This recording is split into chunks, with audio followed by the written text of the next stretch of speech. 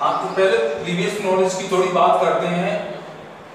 We learned the nomenclature of the organic compound, यानी जो कार्बनिक यौगिक होते हैं उसका नामकरण किस प्रकार से किया जाता है। तो उसके 3 सिस्टम बताए थे मैंने, एक ट्राइबल सिस्टम यानी रूल पद्धति, और एक ड्राइव्ड सिस्टम यानी व्युत्पन्न पद्धति, और एक IUPAC पद्धति।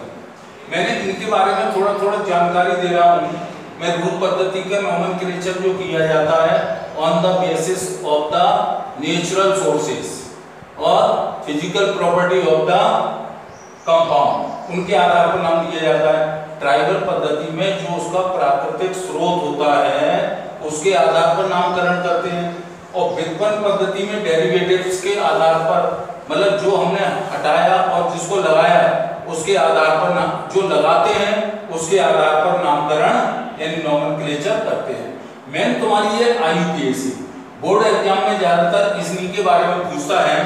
तो मैंने 3 बताई थी नोमेनक्लेचर ऑफ, पहले आता है एल्केन, एल्कीन और एल्काइन, 3 सीरीज है ये।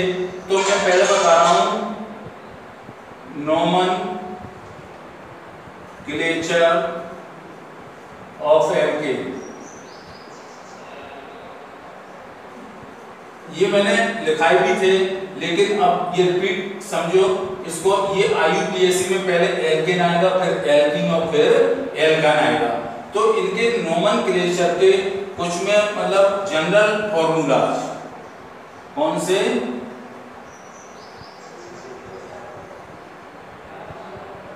जनरल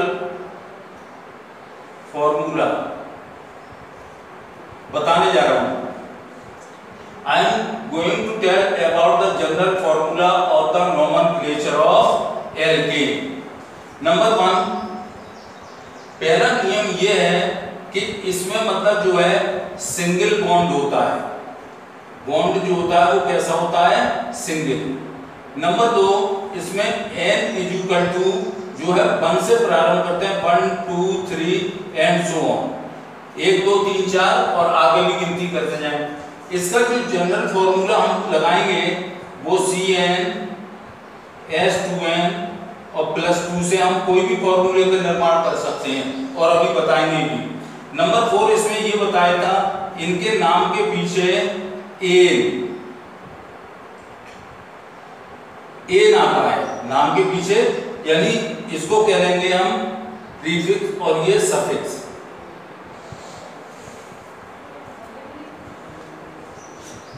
सफिक्स में क्या आएगा, एन।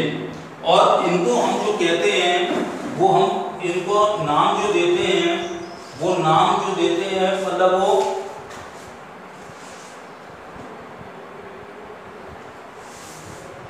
इसी एन के आधार पर देंगे। ये तो हो गए जनरल फॉर्मूलाज। पैराफिन्स, इनको और नाम से भी जानते हैं, पैराफिन्स।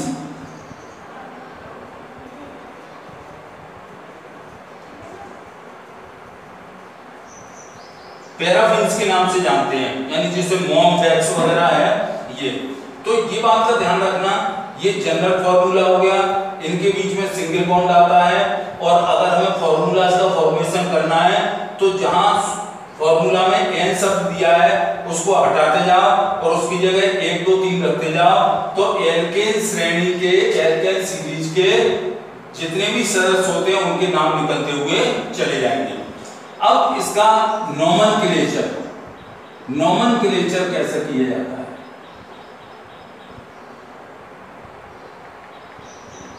अब इसको ध्यान से सुनना।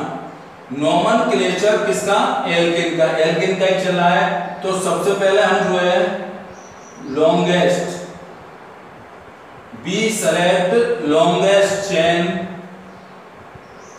लॉन्गेस्ट माने सबसे लंबी श्रृंखला, सबसे लंबी श्रृंखला का निर्माण करते हैं। उसके बाद इस श्रृंखला के बाहर, out of the chain, out of the chain we write the name of substituent, substituent substituent यानी प्रतिस्थापी का नाम लिखते हैं। प्रतिस्थापी ये अगर सब इसमें लॉन्गेस्ट चेन होती है और लॉन्गेस्ट चेन के बाहर यानी चेन तुमने ये बनाई और इसके बाहर का मतलब इधर और उधर ऊपर नीचे साइड में जो लिखा जाता है वो सब्स्टिट्यूएंट का नाम यानी प्रतिस्थापी का नाम लिखते हैं। आफ्टर देन हम इसका प्रीफिक्स लगाते हैं, प्रीफिक्स लगाते हैं और प्रीफिक्स लगाने के बाद उसका फॉर्मूला हम प्राप्त कर लेते हैं। ये कुछ इसके नोमेनक्लेचर हैं किसके, एल्केन श्रेणी के, यानी ये जनरल फॉर्मूलाज हैं। और उसके बाद मैंने ये लिखा है nomenclature, how do we do nomenclature of alkane series, यानी एल्केन श्रेणी का हम नामकरण किस प्रकार से करते हैं। तो ये मैं शुरू करूंगा एग्जाम्पल से। अब एग्जाम्पल से के ही द्वारा तुम्हें समझ में आएगा। बोर्ड एग्जाम में जो पूछते हैं या तो फॉर्मूला दे देंगे और पूछेंगे ये किसका है, या नाम दे देंगे तो भी पूछेंगे make a structure formula of methane, ethane, propane. यहाँ को ध्यान रखना, पूर्व लग यानी प्रीफिक्स एंड सफिक्स, पीछे लगने वाला शब्द और आगे लगने वाले शब्द, प्रीफिक्स आगे लगता है और सफिक्स पीछे लगता है, इन शब्दों का हमें ध्यान रखना है। तो जैसे एग्जाम्पल के तौर पर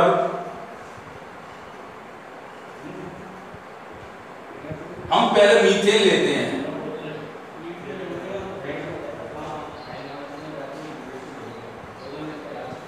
it is the first member of the alkene series, यहीं से शुरू करते हैं क्योंकि हमने तुम्हें बताया था n=1 का भी हम समावेश से ही शुरू करते हैं 1 2 3। तो एक तो मैं पूरी डिटेल में बताऊंगा, जैसे हमने जनरल फॉर्मूला CnH2n और +2। अब n की जगह हम क्या रखेंगे, 1 रखेंगे, तो C1H2 × 2 + 2, तो C1H2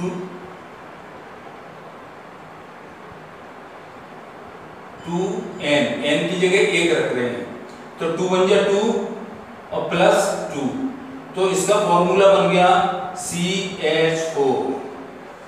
ये इसका ये नाम है, कौन सा नाम है, IUC पद्धति में एल्केन सीरीज का फर्स्ट मेंबर जो है वो मीथेन कहलाएगा।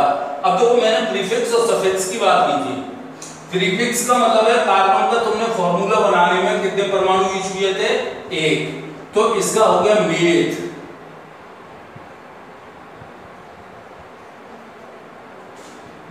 अब इसमें चूंकि मैंने विशेषता भी लगाई थी तो कैरेक्टरिस्टिक दिखाई थी, इसके जनरल फॉर्मूला बताए तो उसमें बताया था सिंगल बॉन्ड ही आता है, यानी single bond is found between the carbon and carbon atom, meth +A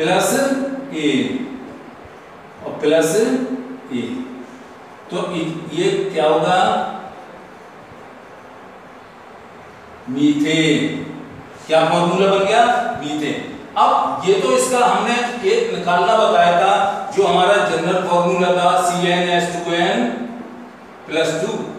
इसी प्रकार से तुम n की जगह 2 रख के निकालो, n की जगह 3 रख के निकालो, n की जगह 4 निकाल के रख लो, n की जगह 5 लगा के लिख लो, तो आगे से एल्केन श्रेणी के सदस्यों के नाम तुम प्राप्त करते चले जाओगे।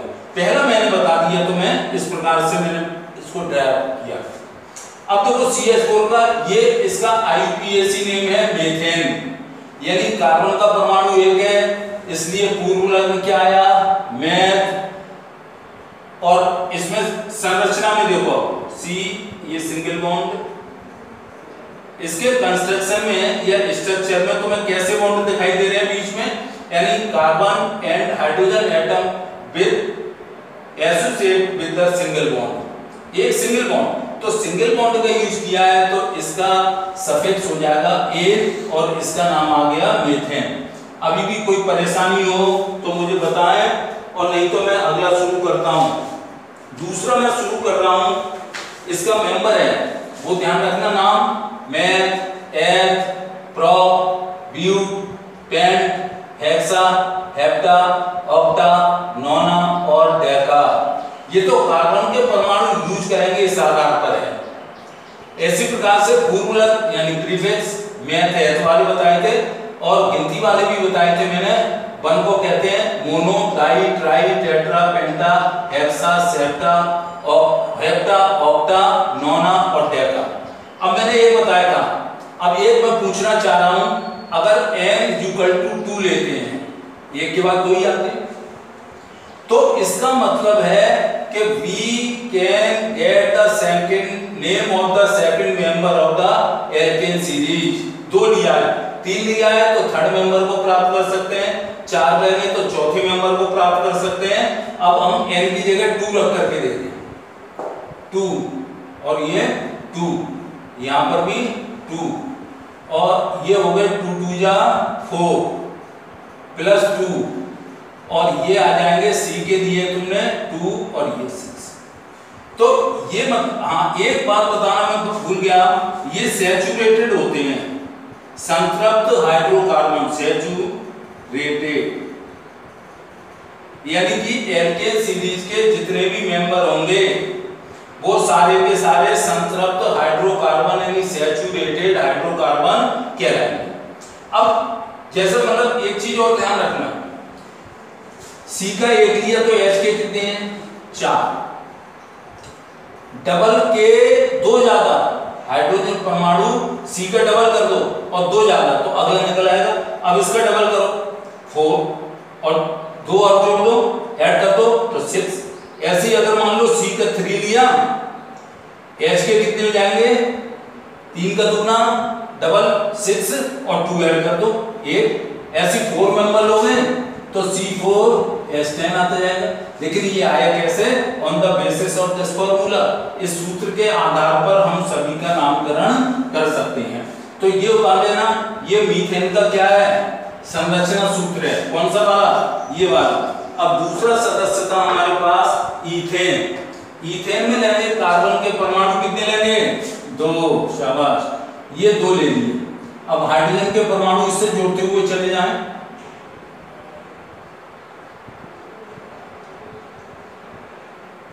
अपने आप वो फॉर्मूला बनता हुआ चला जाएगा। तो देखो C2 और H के गिन लो कितने हैं 6, तो H काउंट किया 6 आया। कार्बन के परमाणु 2 हैं, सिंगल बॉन्ड से जुड़े हुए हैं, तो कार्बन के परमाणु 2 लिए हुए हैं, इसका मतलब 8, ये प्रीफिक्स हो गया। और चूंकि सिंगल बॉन्ड है तो इसका सफिक्स हो जाएगा N और ये फॉर्मूला हो गया इथेन। एथेन का हो गया फॉर्मूला। इसी प्रकार से ये स्ट्रक्चर है इसका, किसका, इथेन का। इसी प्रकार से मैं 3-4 उदाहरण दूंगा, लेकिन मैं एक सब्स्टिट्यूएंट की बात भी करना चाहूंगा। मैंने कहा इसमें सबसे लंबी श्रृंखला का चयन किया जाता है और श्रृंखला के बाहर जो होते हैं वो कौन होते हैं, प्रतिस्थापी यानी सब्स्टिट्यूएंट होते हैं। उनको एक आध उनके फॉर्मूला बनाता हूं मैं। अगर और फॉर्मूला देखे जाएं तो किस प्रकार से बनेंगे, जैसे हमने प्रोपेन का फॉर्मूला है प्रो, इसका मतलब है कार्बन के परमाणुओं की संख्या 3। ऐसे अगले से अगला मेंबर बनाते हुए चले जाओ तो C के ये 3 परमाणु हैं, सिंगल बॉन्ड है, ध्यान रखना। प्रोप इसका प्रीफिक्स है, सिंगल बॉन्ड यूज किया है, इसका मतलब N आएगा। अब इससे H जोड़ते हुए चले जाओ, H जोड़ते हुए चले जाओ, अपने आप 8 आ जाएंगे। देखो C के कितने हैं 3, H के गिन लो कितने हैं 8। तो प्रोपेन, इसका IUPAC नेम क्या हो गया, प्रोपेन। और वैसे मैंने जनरली बता दी है, रट लेना, इस बात को ध्यान रखना और समझ लो। कार्बन के जितने भी परमाणु तुम यूज करते हो उसके डबल में 2 ज्यादा कर दो, 3 का डबल 6 में 2 ऐड कर दो 8। तो ये सैचुरेटेड होते हैं यानी संतृप्त हाइड्रोकार्बन कहलाते हैं। एक प्रोपेन का दिया, अब मैं ब्यूटेन का देना चाहूंगा, ब्यूटेन।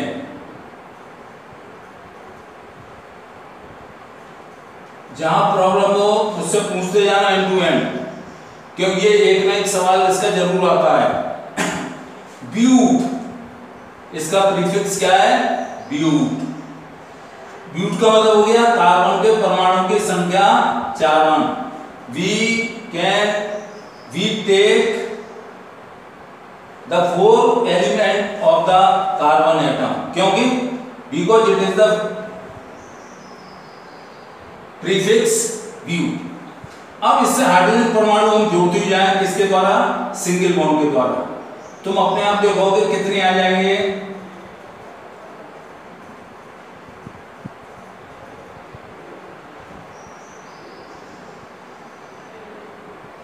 ये 10 गिन लो, C4 और H 4 दूनी 8, अपने 2 जोड़ दो 10।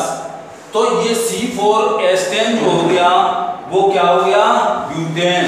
यानी इसका IUPAC नेम जो है वो तो हो गया ब्यूटेन, और इसका स्ट्रक्चरल फॉर्मूला हो गया ये वाला हो गया। अब मैं एक पेंटेन को बताना चाहूंगा, तुम्हें ध्यान होगा अगर ब्रांच निकल जाए, ब्रांच अगर निकल जाती है तो उसका मतलब क्या है? आइसो, नॉर्मल, आइसो और नियो। 3 बातें तुम्हें बता के चला था। इन 3 बातों में मतलब ये ध्यान रखना। अब ये C4 को अगर ब्रांच के रूप में लिखते हैं, कौन से फॉर्मूला को?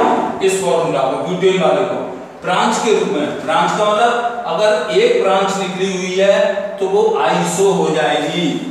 तो उस समय हम क्या करेंगे? ब्रांच एक निकालनी है, किससे? C से। ये C हो गया।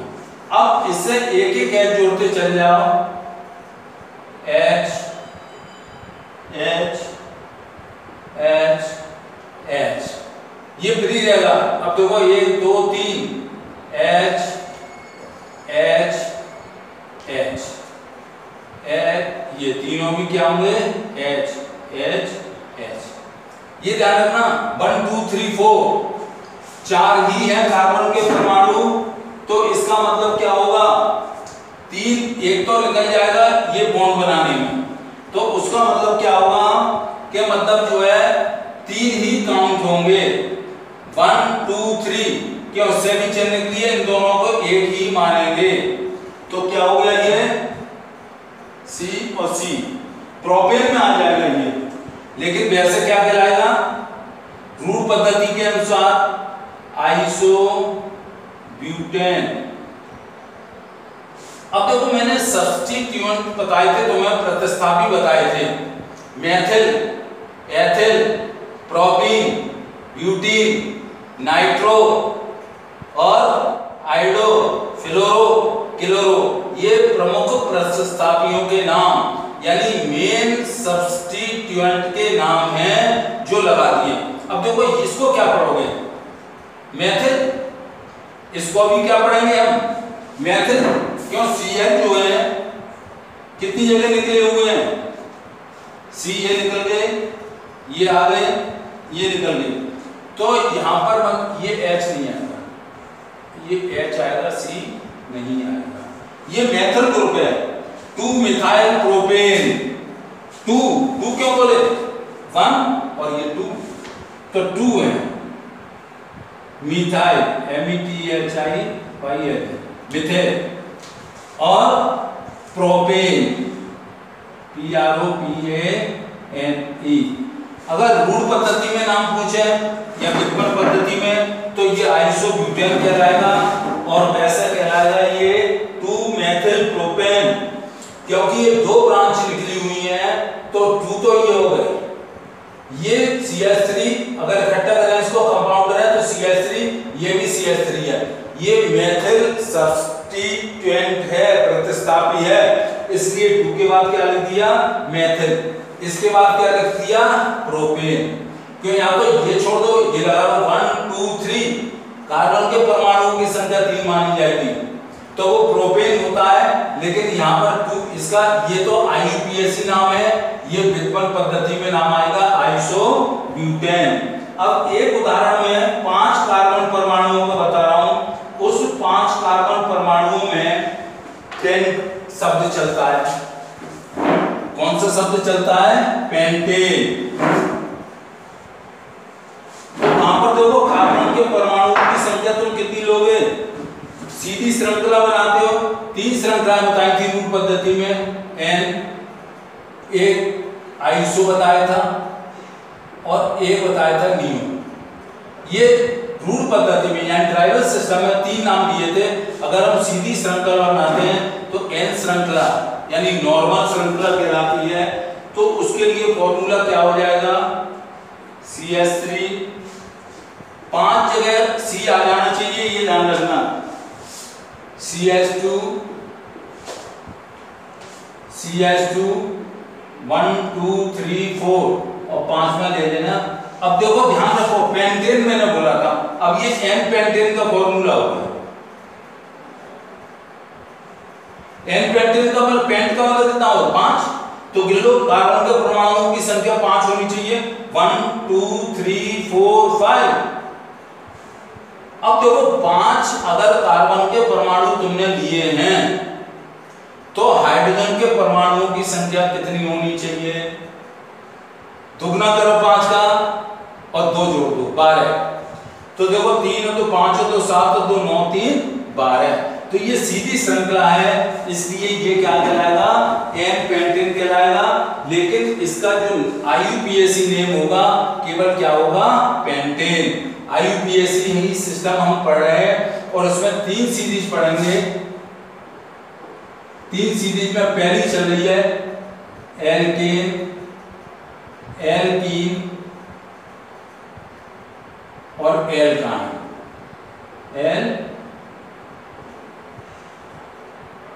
एल्काइन ये अब हम एल्केन पे चल रहे हैं तो ध्यान रखना, यहाँ सिंगल बॉन्ड यूज करेंगे, यहाँ डबल बॉन्ड यूज करेंगे और यहाँ ट्रिपल बॉन्ड यूज करेंगे। तो इसका एन पेंटेन का फॉर्मूला लिख लेना, ये ध्यान रखना। अब इसको हम दूसरी तरीके से बताएं, एक आइसोपेंटेन, अगर आइसोपेंटेन के रूप में लिखें जैसा हमने ब्यूटेन को बताया था, एक ब्यूटेन और एक आइसोब्यूटेन। आइसो का मतलब क्या है, ब्रांच निकलेगी एक ही। तो वहां अगर फॉर्मूला बनाए तो क्या हो जाएगा, देखो इसको बिगाड़ रहे हैं,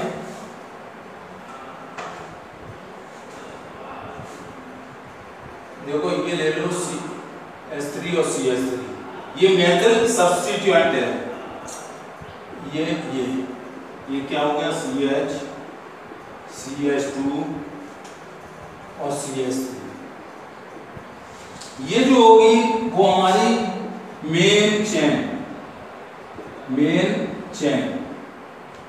यानी मुख्य श्रृंखला।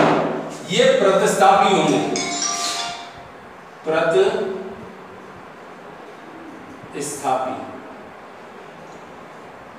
सब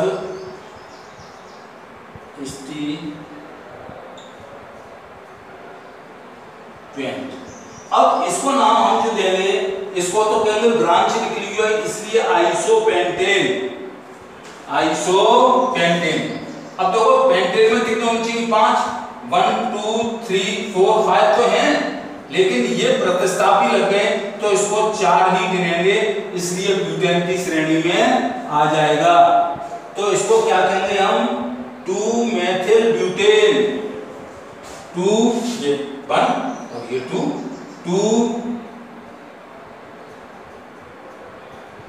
मिथाइल और ब्यूटेन। देखो इससे पहले वाले फॉर्मूला में मैंने बताया था जब चेन निकली होती है तो वो आइसो की होती है। ये अगर 2 चेन, अगर इसके हम IUPAC सिस्टम में देखेंगे तो है तो ये कार्बन के परमाणु 5 पेंटेन में आएगा, लेकिन मतलब क्या कहेंगे, इसको वैसे नाम देंगे आइसोपेंटेन।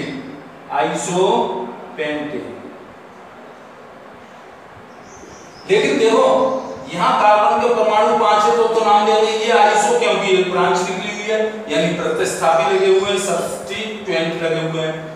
लेकिन अगर IUPAC नाम देखेंगे तो 1 और 2 मेथल ग्रुप हैं, तो ये 2 लगा दिए, ये मेथल ग्रुप हो गया। अब ये कितने बचे, इन दोनों को एक ही मानेंगे, 1 2 3 4, तो ये किस में आ जाएगा, ब्यूटेन में आ जाएगा। ब्यूटेन में आने का मतलब है कार्बन के परमाणु की संख्या कितनी रह गई, 4। इसमें और कुछ पूछना हो इसी आधार पर आगे से सूत्र तुम बनाना। मैंने पेज बता दिए हैं इंग्लिश मीडियम वाले, मैंने जो पीडीएफ भेजी है उसके 93, 94 और 95 पेज पर देखें, और हिंदी मीडियम वाले जो देखेंगे वो 94, 95, 96 से आगे देखते जाएं और उसी के आधार पर मैं पढ़ाऊंगा। तो सीधी श्रृंखला हो तो एन पेंटेन, अगर एक ब्रांच निकली हो तो आइसोपेंटेन, अगर चारों तरफ निकली हो तो नियोपेंटेन। ये मैंने पूर्व ट्राइबल सिस्टम में बताया था। अगर इसका आईयूपीएसी नाम पूछे तो आईयूपीएसी नाम पे ये 2 मिथाइल प्रोपेन, 2 मेथिल प्रोपेन, 2 तो ये होगी, मेथिल इसका सब्स्टिट्यूएंट हो गया और ब्यूटेन के 4 कार्बन के परमाणु हैं, इसलिए ये ब्यूटेन हो गया। अब मैं दूसरा ग्रुप शुरू करता हूं। दूसरा ग्रुप में है, अगर चाहो तो इसका नियो का बता दे रहा हूं, नियोपेंटेन का मैंने बता दिया, एन पेंटेन का बता दिया, आइसोपेंटेन का बता दिया। एक नियोपेंटेन का चाहो तो जो ट्राइबल सिस्टम के समय बताया था वो देख लो। क्या बनाना है तुम्हें? नियोपेंटेन। पेंटेन का मतलब 5, यानी कार्बन के परमाणु कितने आने चाहिए? 5। तो देखो CH3, CH3, CH3 और ये CH3, ये क्या हो गया? नियोपेंटेन। नियोपेंटेन।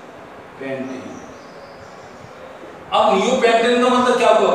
पेंटेन का मतलब तो कोई प्रीफिक्स है, तो कार्बन के परमाणु की संख्या देयर विल बी 5, 1 2 3 4 5। अब 5 के संग में H के कितने होने चाहिए बताओ? डबल करो और डबल में 2 जोड़ दो, तो 5 के दुगने 10, 10 में 2 जोड़ दिए 12। अब ये इसके गिन लो कितने बैठ रहे हैं आगे चल करके, तो 12 बैठ रहे हैं। इसका मतलब क्या हुआ? पेंटेन है। 2 डाइमिथाइल, 2 ये कर लो, 2 ये कर लो, 2 ये कर लो, तो इसका क्या हुआ? 2 अब गिनती 2 को डाई कहते हैं, डाई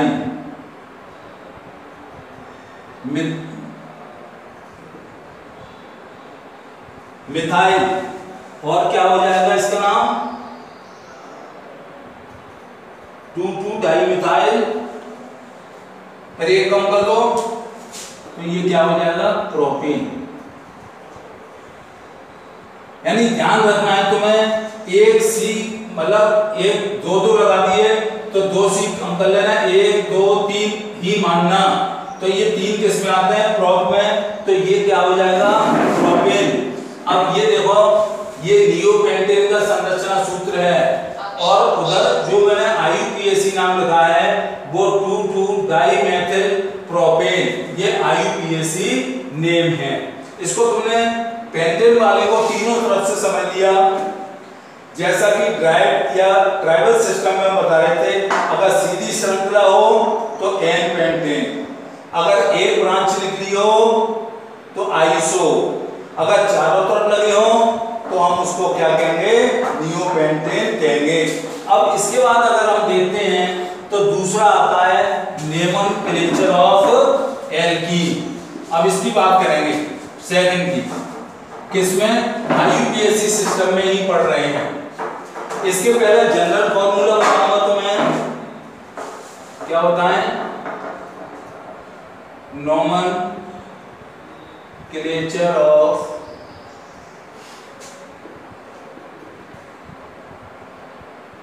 एल्कीन। अब देखो वो था एल्केन, एन, यानी सफिक्स क्या था? एन, या एल्कीन, इन, तो इसका सफिक्स क्या हो जाएगा? इन। आगे पढ़ेंगे हम आयन। फिर समझ लो प्रीफिक्स का मतलब पहले लगने वाला शब्द और पीछे लगने वाला सफिक्स कहलाएगा। तो सबसे पहले हम इसके मतलब बारे में सूत्र बनाने में सामान्य जानकारी देना चाहेंगे। तो सामान्य जानकारी में हम जो है वो क्या लिखेंगे?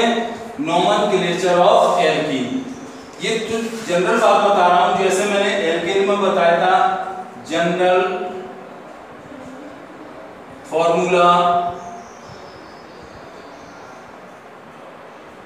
General formula. अब यहाँ जनरल फॉर्मूला क्या होगा? CnH2n, CnH2n। देखो ये ध्यान रखना, एल्केन अगर नाम के पीछे ए शब्द लिख रहा है तो वहां पर जनरल फॉर्मूला CnH2n+2 लगा करके किसी भी सदस्य का नाम निकाल सकते हो। वहां n बराबर 1 से ही शुरू करते हैं।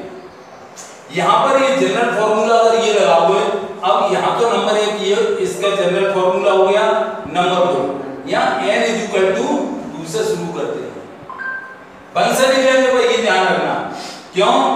नंबर 3 अनसैचुरेटेड होते हैं, अनसैचुरेटेड, ये अनसैचुरेटेड यानी असंतृप्त हाइड्रोकार्बन,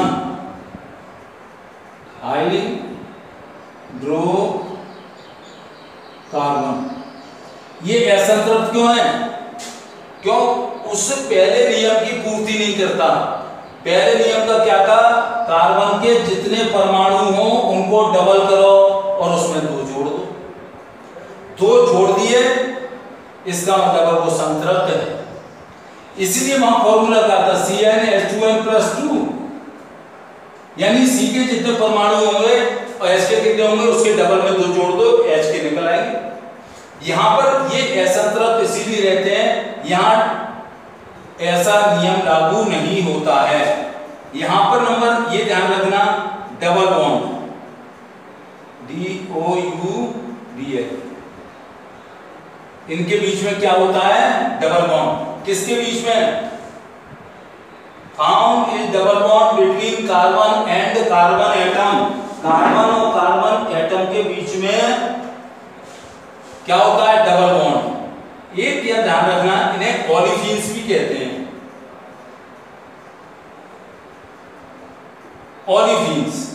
ओलिफिन्स क्यों कहते हैं? अगर ये कंपाउंड लेते हैं और इसकी क्रिया जो है ब्रोमीन जल, ब्रोमीन वाटर से करा देते हैं, तो हमें जो है एक ऑयली लिक्विड, ऑयली लिक्विड प्राप्त होता है, जिन्हें हम क्या कहते हैं? ओलिफिन्स कहते हैं। ओलिफिन्स का मतलब है इसी को, किसको? यानी एल्कीन के सदस्यों को हम ओलिफिन्स भी कहते हैं। अगर कोई पूछे कि क्यों कहते हैं तो लिख दो, अगर इसके यौगिकों की reaction if the compound organic compound react with the bromine water, then we get oily liquid, that is called the olefins। तो इसी के सदस्यों को olefins कहते हैं। तो वहां पर देखो, थोड़ा देख लो और कंपैरिजन कर लो। जनरल फॉर्मूला ये रखोगे, यहाँ पर ध्यान रखना n = 2 से ही शुरू करेंगे। कोई पूछे क्यों करते हैं तो बता दो कि because that is the it is the unsaturated hydrocarbon। ये डबल बॉन्ड होता है कार्बन और कार्बन परमाणु के बीच में। अगर कोई पूछे ने ओलिफिन्स क्यों कहते हैं तो मतलब क्या बताओगे कि मतलब हाइड्रोकार्बन जो होते हैं, ये कंपाउंड का मतलब क्या है? हाइड्रोकार्बन। कोई भी हाइड्रोकार्बन हो वो ब्रोमीन वाटर से अगर रिएक्ट करेगा तो हमें एक ऑयली लिक्विड प्राप्त होगा। उस ऑयली लिक्विड को ही हम क्या कहते हैं? ओलिफिन्स कहते हैं। और उसी के कारण ये इसके सदस्य जो है वो ओलिफिन्स कहलाते हैं। तो ये जो मैंने बताए थे, ये तो बताए थे जनरल फॉर्मूला। अब इसके रूल्स क्या क्या होंगे ये देख लो। रूल्स ऑफ नोमेनक्लेचर किसके? एल्केन के। ये बिगाड़ रहा हूं,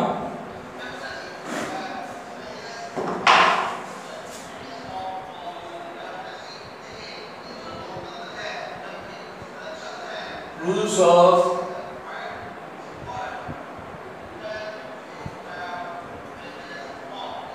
नोमेनक्लेचर, यानी ये रूल जरूर देखना है। क्यों? क्योंकि हमें IUPAC में नाम ज्ञात करना होता है। या बॉन्ड के आधार पर प्रीफिक्स तो वही होगा, कौन सा? Eth, meth, prop, but, pent, हेल्स, sep, off, nine, nona, deca. ये प्रीफिक्स तो वही होंगे, सफिक्स जो होंगे अब क्या चलेगा? ए। यहां पर एक लिखना, ये बता दूं, यहीं पे लिख लो चाहो तो, सफिक्स इज इक्वल टू ए, यानी नाम के पीछे जो भी फॉर्मूला तुम ज्ञात करो ए लगा देना, और कार्बन के परमाणुओं की संख्या के आधार पर math, eth, prop, but, paint, hex, सेप ये इस्तेमाल करना। हालांकि 5 से ज्यादा का तो तैयार मत करना एग्जाम्पल कोई भी जहां कार्बन के परमाणुओं की संख्या कितनी होती है? 5 होती है। अब इसका अगर देखें हम जनरल फॉर्मूला देखें, इसमें सबसे जो लॉन्गेस्ट चेन होती है इसमें नंबर 1 कार्बन और कार्बन के बीच में डबल बॉन्ड वाली लॉन्गेस्ट चेन का चयन किया जाता है, और इसी को क्या कहेंगे हम? मुख्य श्रृंखला यानी मेन चेन के। ध्यान रखना, जहां डबल बॉन्ड लगे हों यानी कार्बन की द्विबंध युक्त जो सबसे लॉन्गेस्ट चेन होगी उसका सिलेक्शन करेंगे, उसका चयन करेंगे, और उसी चेन को हम कहेंगे मुख्य श्रृंखला। मुख्य श्रृंखला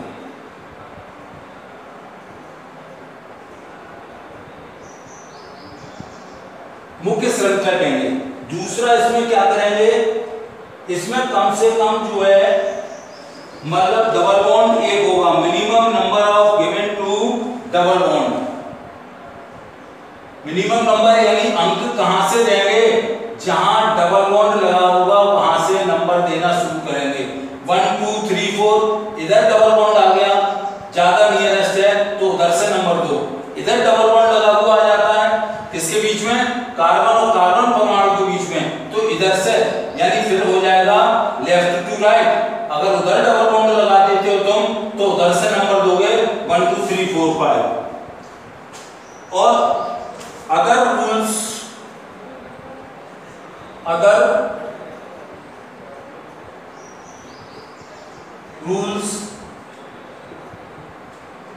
will be applied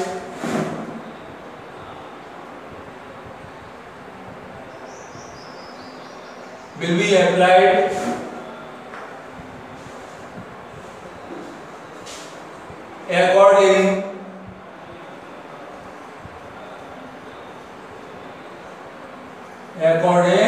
एल्केन, और सारे नियम जो हैं वो एल्केन के अनुसार चलेंगे।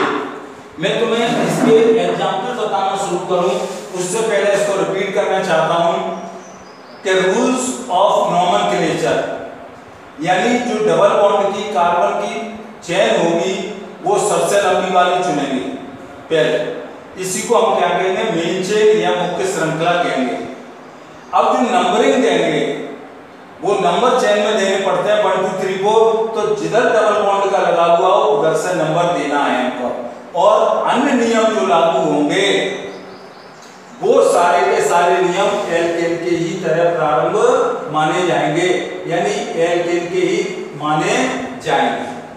अब ये ध्यान रखना, यहाँ n बराबर 2 से सूत्र बनाना प्रारंभ करते हैं। अब अगर हम एग्जाम्पल देखें, एग्जाम्पल किसके? एल्केन के। तो एग्जाम्पल इनके अगर हम देते हैं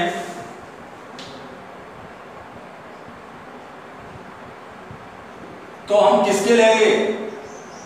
या पहले तो तुम अगर चाहो अपनी तरफ से नाम निकालना चाहो तो पहले फॉर्मूला लिख लेना, जनरल फॉर्मूला, और इसको लिख करके यहाँ n बराबर 1 नहीं रखेंगे, n बराबर 2 रखने पर n इज इक्वल टू 2। तो देखो C2H2 इंटू 2, तो ये फॉर्मूला बन गया C2H4। ये तो इसका फॉर्मूला बना दिया तुमने। ये फॉर्मूला बनाने के बाद इसकी संरचना करनी है CH2 और ये CH2। ये चाहो तो इधर से लिख लेना CH2। बताओ क्या गलती है? हाँ, कार्बन और कार्बन परमाणु के बीच में डबल बॉन्ड आना चाहिए। अब इसका हम IUPAC अगर नेम देखते हैं, कार्बन के परमाणु की संख्या कितनी है? 2। तो हम इसका पूर्व लग्न है, अब इसका नाम बोला था तुमने ईन, यानी पश्च लग्न, यानी पीछे लगने वाला सफिक्स। सफिक्स क्या आया था? ईन। अब इन दोनों को अगर संधि कर दें तो ये क्या हो जाएगा? एथीन। एथ प्लस ईन, और ये क्या हो जाएगा? एथीन हो जाएगा। अब एक बात और ध्यान रखो, एक बार फिर बता दे रहा हूं, कोई भी फॉर्मूला तुम्हें बनाना है तो कार्बन के परमाणु की संख्या को लेकर के बनाना है, लेकिन वो ध्यान रखना जहां पर कार्बन का परमाणु एक तो होगा ही इसके फॉर्मूला में, कार्बन के परमाणु कितने होंगे? 2 से ही शुरू करते हैं इसमें भी, और एल्काइन जो आगे की सीरीज पढ़ोगे उसमें भी CN बराबर 2 से ही प्रयोग करेंगे। अब इसमें कार्बन के परमाणु कितने हैं? 2 लिए इसका, इसलिए प्रीफिक्स हुआ F, और चूंकि एल्कीन इन तो सफिक्स हुआ इन। इन दोनों को तुमने जोड़ दिया तो ये नाम हो गया एथीन। अगर तुम्हें 3-4 फॉर्मूला और बता रहा हूं, ऐसे अगर तुमने कार्बन के परमाणु की संख्या 3 ले ली तो प्रो, और प्लस इन तो प्रोपीन का बनेगा। तो देखना C, C और C, 3 ले लिए कार्बन के परमाणु। अब देखो 3 के संग में कितने होने चाहिए? 3। ये था जनरल फॉर्मूला था CnH2n 2n, तो कितने लिए? 3। 3 दूनी 6, तो क्या बन जाएगा? C3 और H6, यही बनेगा। इसका हमने लगा लिया, अब उसके हिसाब से लगाते जाओ। CH3 पहले तो ये डबल बॉन्ड लगाओ, यहाँ सिंगल बॉन्ड, तो यहाँ ये डबल बॉन्ड लगाओ। ये क्या हो जाएगा? 3 और 1 4, 4 और 2 6। इसके हिसाब से आ गए तो इसका, अब देखो कार्बन के परमाणु कितने लिए हैं? 3, तो प्रो प्लस ई, ये हो गया प्रोपीन, PENE। यहां भी ध्यान रखना, एक श्रृंखला में डबल बॉन्ड आएगा, हालांकि यही लोग चल रहे हैं। कार्बन के परमाणु की संख्या 3 है, 1 2 3, तो प्रीफिक्स हो गया प्रो, डबल बॉन्ड है तो पीछे नाम बोलेंगे सफिक्स ई, तो प्रोपीन, ये लगा लेंगे। एक ब्यूटीन का भी एग्जांपल तुम्हें बता दे रहा हूं। ब्यूटीन का एग्जांपल जो होगा वो क्या हो जाएगा? CH3 CH2 single bond CH और डबल बॉन्ड CH2। अब देखो नंबर इधर से रहेंगे कि इधर से? पिछला याद करो, मैंने क्या बताया था इसके, जब रूल को निकाले थे, rule of nomenclature of alkene. इधर बॉन्ड लगाए तो इधर से नंबर देना 1 2 3 4। एक नंबर से लग गया बॉन्ड तो वो नाम किस में आ जाएगा? वो IUPAC पद्धति में आ जाएगा। अब इसका नाम क्या हो जाएगा?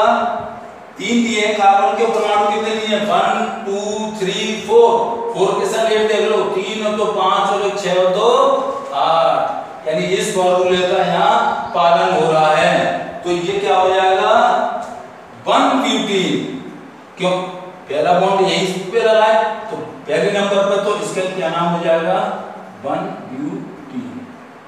ये IUPAC नेम है, ये भी IUPAC नेम है, ये भी। इसमें 2 ब्यूटीन में बना सकते हैं। अगर इस बॉन्ड को हम यहाँ लगा देते तो 2 नंबर पर बॉन्ड लग जाता तो 2 ब्यूटीन हो जाता। इस प्रकार से भी समझ लो। ये सारे के सारे जो चलेंगे। अब एक एग्जांपल में ऐसा बता रहा हूं कि सब्स्टिट्यूएंट पेंटीन का बता दे रहा हूं। चलो लो, पेंटीन का बता दे रहा हूं। पेंटीन, ये ध्यान रखना, अगर ये बॉन्ड यहाँ रख करके हम यहाँ लगा देते तो 2 नंबर पर बॉन्ड लगाता तो वो क्या हो जाता 2 ब्यूटीन। अब देखना जरा CH3 CH2 CH और फिर डबल बॉन्ड यही लगा दो CH और ये हो जाएगा CH3 हो जाएगा। देखो पेंटिंग तो बना रहा हूं, पेंट का मतलब 5 के 2 ने 10 तो C5H10 ये बनना चाहिए 1 2 3 4 5। अब 10 गिन लो 3 और तो 5 और 1 6 और 1 7 और 3 10। अब देखो नंबरिंग भी दे दो चाहो तो 1 2 3 4 5 से 2 1 2 3 4 5। तो ये देखो दूसरे नंबर पर बॉन्ड लगा है तो इसको क्या कहेंगे 2 पेंटीन 2 पेंटीन। अब इसमें ये ध्यान रखना है बॉन्ड हम यहां नंबर 1 इधर से क्यों देंगे क्योंकि मतलब मैंने कि नंबर इधर से भी दे सकते हैं। इनके जितने भी फॉर्मूला लिखेंगे स्ट्रक्चरल फॉर्मूला वहां पर डबल बॉन्ड ही होंगे, लेकिन ये बॉन्ड इधर से ज्यादा नजदीक है 2 नंबर से बॉन्ड है तो 2 आगे लगा दिए और ये हाइफन लगा करके पेंटीन लिख दिया। एक सब्स्टिट्यूएंट का मैं फॉर्मूला बताना चाहूंगा उसको गौर से देना। जैसे मैंने सब्स्टिट्यूएंट क्या क्या बताए थे तुम्हें बताओ ethyl methyl propyl butyl pentene और उसके अलावा क्या बताए थे क्लोरो ब्रोमो आयोडो नाइट्रो ये भी बताए थे। एक फॉर्मूला मैं इसका बताना चाहूंगा, मैं मतलब एक ब्रांच निकालूंगा, इसका मतलब सब्स्टिट्यूएंट जो होंगे वो मोएन चेन के यानी मुख्य श्रृंखला के बाहर होंगे, जो सीधी श्रृंखला लगी हुई है उसमें वो नहीं होगा। जैसे मैंने एग्जांपल के लिए ले लिया CH2 फिर लिख दिया CH फिर लिख दिया CH2 यहां लगा दो डबल बॉन्ड तो ये एक लगा दिया मैंने Cl। अब देखो ये Cl का मतलब क्या है ये सब्स्टिट्यूएंट है तो ये क्या हो गया अब बॉन्ड इधर है तो इधर से नंबर 2 1 2 3 तो नंबर क्या हो गया 1 2 3। ये सब्स्टिट्यूएंट यानी प्रतिस्थापी 3 नंबर से लगा हुआ है तो इसका IUPAC नाम होगा 3 क्लोरो। 3 क्लोरो के बाद क्या है कार्बन के परमाणु कितने हैं 3 1 2 3 तो 3 क्लोरो प्रोपीन। अगर तुम्हें ब्रोमो दे देता तो यहीं लगा देते, आयोडो देता तो यहां लगा देते, बस वहां IUPAC नेम में जो नाम चेंज हो जाता। वहां पर क्या देते लगा तो नंबर 3 पर है 3 पर लगाया सब्स्टिट्यूएंट यानी प्रतिस्थापी 3 नंबर पे लगाया तो 3 नंबर तो ये आएंगे ही आएंगे। अगर इसकी जगह I दे देता तो 3 आयोडो हो जाते, अगर क्या हो जाता जो भी देता ये चाहे 1 2 3 यहां लगाया तो 1 प्रोपीन भी लिख सकते हैं 1 प्रोपीन यानी 3 क्लोरो और 1 प्रोपीन ये मतलब IUPAC नाम हो जाएगा इसका, ये देख लेना ध्यान रखना। अब आते हैं नोमेनक्लेचर ऑफ एल्काइन्स।